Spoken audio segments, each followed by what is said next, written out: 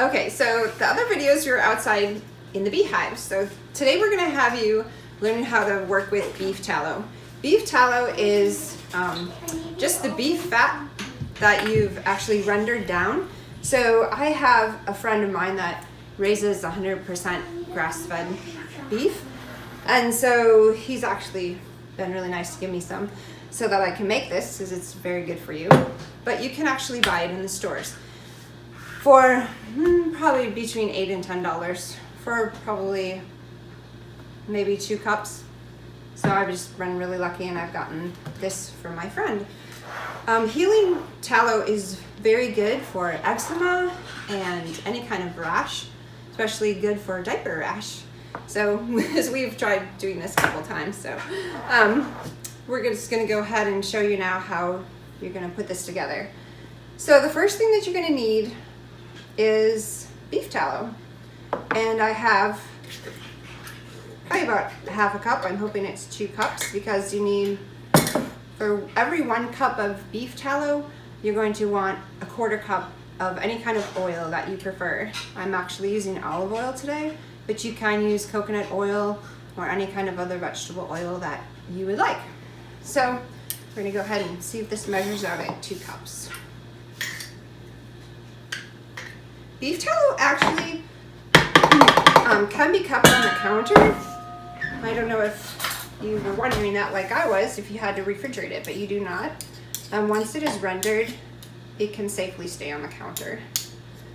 Back in the old days, my grandmother always would use beef tallow on her hands just like this. So I kind of like that we can put some essential oils in it and make it a little bit friendlier, user friendly.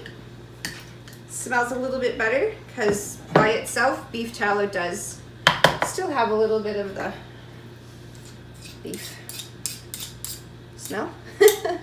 You'll see when you make it yourself that it needs a little help to make it smell pretty. So far I have about a cup, so we'll have to see. I might have to adjust my oil in making this. And what we're going to do is we're going to put it into the top of a double boiler, and we're going to melt it down. I'm having trouble getting it out of my jar. And so to render beef fat, you have to take the chunks of beef fat and basically put them into a slow cooker of some type and let it just melt all day long. It'll take hours and hours, and it'll take an entire day in a crock pot. So just leave it, turn it on, let it go, and then you'll see the fat will separate. But you need an awful lot of beef fat to make just even this little bit of beef tallow. Beef tallow is different than suet, so you want to make sure that you're getting tallow and not suet. And now I have my 2 cups of beef tallow, and I'm going to put that in the top of my double boiler.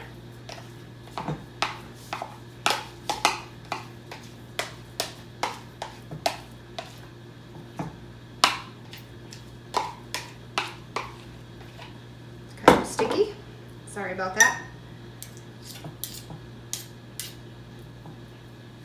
So the main reason why I wanted to start making videos and showing you how to do this is because out of necessity I had to learn how to do these things, just because with having 9 kids that I couldn't afford to buy it in the stores or wherever online, and so I had to learn how to do a lot of these things. So I want to show other people that they can do it also, even if they don't have a lot either. All right, so I put my 2 cups in there, and now again I've chosen olive oil, but you can use any kind of oil that you want, vegetable oil, coconut oil. So I'm going to use olive oil, and we're just pouring it in there, and we're gonna get it all out of there. I have one in here.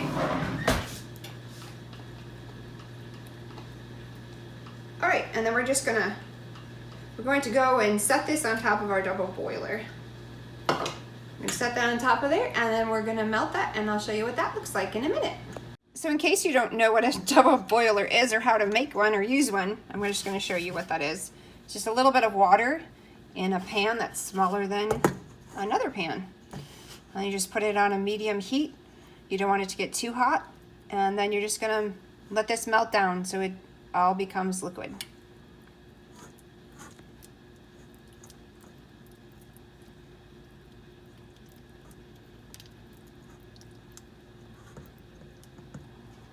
Looks like it can melt.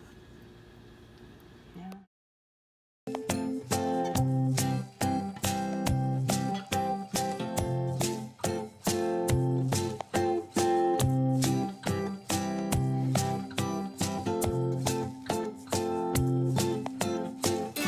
I've had the oil and the beef fat on the double boiler. They're all melted, as you can see. And so basically all we're going to do now is add our essential oils. So you can either use a dropper and put in individual drops, but because I've made a little bit bigger batch today, I've already figured out how many drops equal a 1/4 teaspoon. So I'm just going to use 1/4 teaspoon today. So the two main ones that I'm going to be using today are lavender and frankincense. And I'm just using those mainly because they're very healing and anti-inflammatory for your skin. So especially if you're going to use this on a baby, you're going to want to make sure that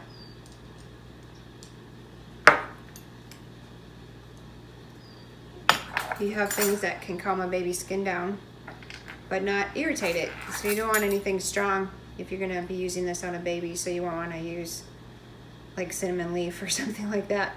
Would not be real good on a baby. So, since this is an all-around lotion or healing balm that I'm making today, I'm gonna make sure that I just use some healing essential oils.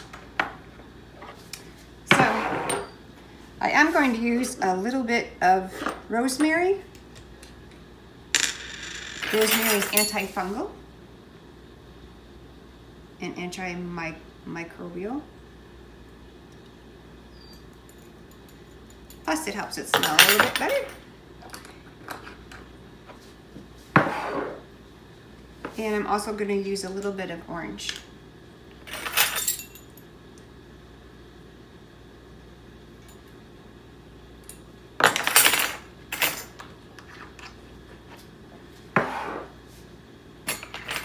I don't think I'm going to use that one today. All right, so just going to mix that in. Now you can either pour it as it is right now into these jars, into whatever size jar you want. It doesn't have to be this size. Or you can make it into a whipped balm, which is what I've done here on these ones that I've already made. So this is what the whipped healing tallow looks like.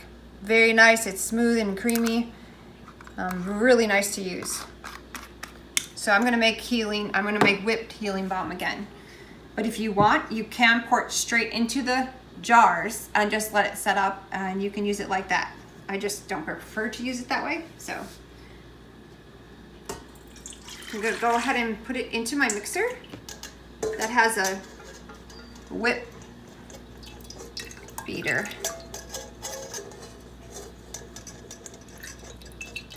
And basically this is all that it is your essential oils and your melted oils. And make sure you get everything out of there, because none of this is, you don't want to waste any of it. All right, so I have a little trick that I used when I'm whipping this up, because you want to have it so that it gets in a somewhat solidified state when you whip it. So I actually get a little baggie of ice cubes, and I use that and I put it underneath my mixing bowl like this. I know it depends on what kind of mixing bowl you have. if you can do this or not.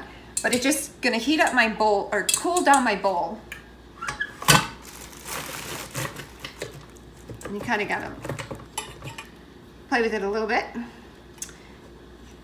And just let it kind of cool down my oils that are in there. I'm gonna leave that sit for a few minutes. You can leave it sit from anywhere to 5 minutes to half an hour. And you'll see that it will start to change color at the bottom, so it's starting to solidify. And as it's starting to solidify, that's when you're gonna wanna whip it and make it nice and creamy. So we're just gonna show you. Okay, so since, as you can see in the bottom, it started to solidify just a little bit. It's still warm actually to the touch. I'm just gonna take it down or bring it up, sorry, and start mixing it a little bit, because that will help to cool the whole thing down. And I'm only going to do that for a minute, and then I'm going to put it back onto the ice again. This is going to help bring down the whole temperature of the liquid that's in there, and that's what I want. The quicker that I can bring down the temperature, the quicker it will set up for me. Okay, so I'm going to take our bag of ice and do the same thing and set it back down. You can also, if you don't want to futz around with this and doing it this way, I just do it like this because I can get other things done in my kitchen while I'm letting it cool down. But you can also put it into a freezer or a refrigerator. Put it in the freezer, don't forget about it, or the refrigerator, and it'll set up even quicker still. This is just the way that I choose to do it today. So anyways, fine. And we'll come back.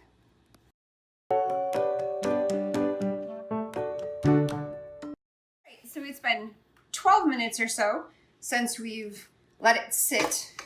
And so we're gonna take the ice out now, or take it out of your refrigerator, whatever you prefer. And we're gonna just start to whip it. Turn it on, and you're just gonna let it whip till it's nice and fluffy.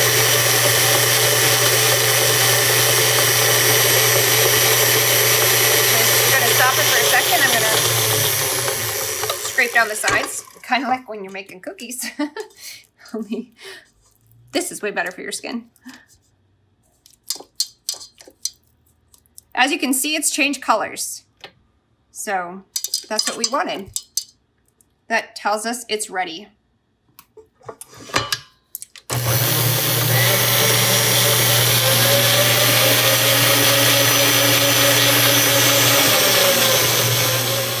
All right, and now since we've had those essential oils, it's gonna smell a lot better.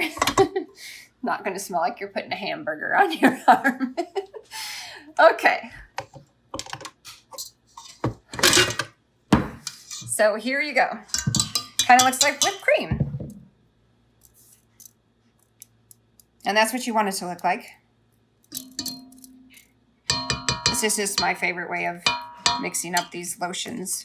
I make another one too that my little guy, he just loves it because he says it feels like clouds. All right, so then all we're gonna do at this point is take our jars and very carefully, as you can see, kind of got to be a little careful when you're pouring it in there. But look at that. Doesn't that look awesome? It makes a great, great lotion for your skin. Nice and creamy now. It's not in a big hard chunk, and it smells a lot better. Then you just kind of got to tap it down a little bit. You're putting it into the jar. And now these make great gifts if you want to do that too at Christmas or anytime. Anytime, really. And you can change up the scents, and you can make them whatever you'd like. You could make one a rose flavor or scent, whatever. I guess you wouldn't eat it, but you could. It wouldn't hurt you. It's non-toxic, so. All right, so I guess you kind of get the drift of that. I can finish that at another time. And then you just seal up your jar. I can get it on there. And then I have little labels, so I would just adhere the label onto my jar. And you want to leave them sit about 24 hours before you would actually give them to anyone, because I'm going to open this back up. As I showed you before, you can see the difference now from the one that I just made, this one, to how this one solidified a little bit more even overnight. And that's actually what you want to have it like that before you would give it to someone. All right, I hope you've enjoyed this video. I've enjoyed making it. Brielle and I have had a fun time making it. We have a couple bloopers we might show you, but it's been really fun. And I hope that if you like these, you'll subscribe and hit the notification button for us. Hopefully, the Wishing Acre are gonna have a lot more videos and show you how you can do a suburban homesteading too. You can do it just like me. Thanks and have a nice day. Healing Tallow Balm testing intro. Is this another intro? No. What? I'm supposed to be doing it? You can. Wait, no, you have to restart the video. Okay, so today we're gonna teach you how to make Healing Tallow Balm. You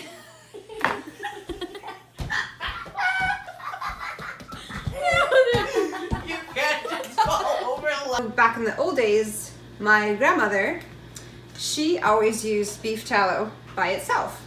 So this way, we just make it a little bit more interesting than just putting beef fat on your fingers.